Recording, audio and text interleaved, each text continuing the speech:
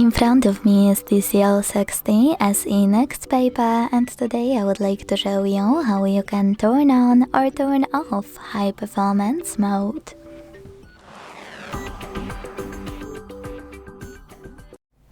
Begin by opening settings. Now scroll down to click on Smart Manager over here and tap on Battery section. Now it's time to click on Performance Mode and tap on Yes in the pop-up to activate it.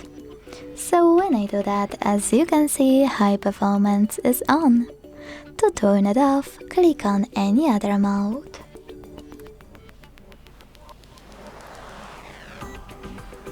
Thanks so much for watching. If you enjoyed this video, don't forget to leave a like, comment and subscribe.